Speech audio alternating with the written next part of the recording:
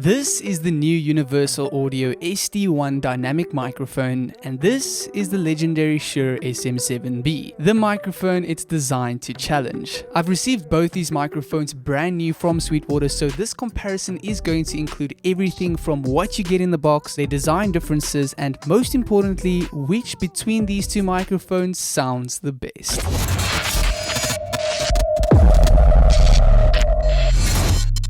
Before we get into things though, if you haven't already subscribed to this YouTube channel, please do so, as I do have a goal of reaching 100,000 subscribers by the end of this year, and there is no way that I can do that without you. Secondly, if you're interested in these two microphones after watching this video, I will leave some links down in the description below. Speaking of these two microphones, did you hear a big difference in sound quality between these two? Comment below which microphone you would pick for spoken word. Anyway, having a look at what you get in the box when you purchase one of these microphones, the SD-1 comes in sleek packaging consisting of only the microphone and some paperwork, where the Shure SM7B on the other hand comes in a more rustic package including paperwork, a sticker, and an additional thick windsock for extra filtration. Not much of a difference between these two so far, keeping in mind that the SD-1 is $100 cheaper than the SM7B. Moving on to the design differences, the SD-1 is definitely the microphone that stands out more for me. The clean white design with the Universal Audio logo on the front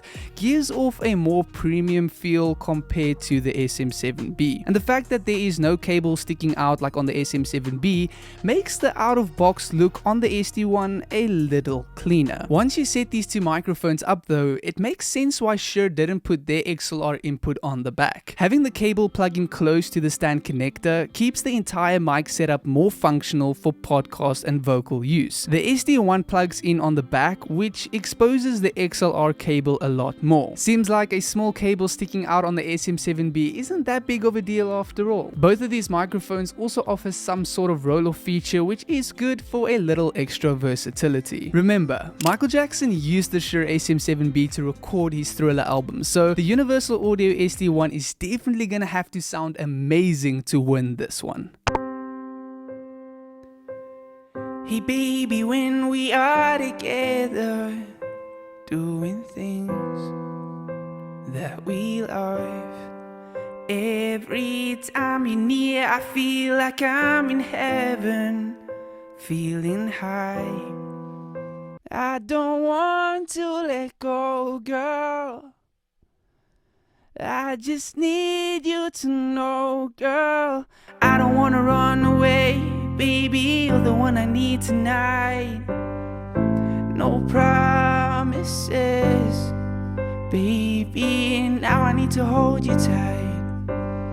I just wanna die in your arms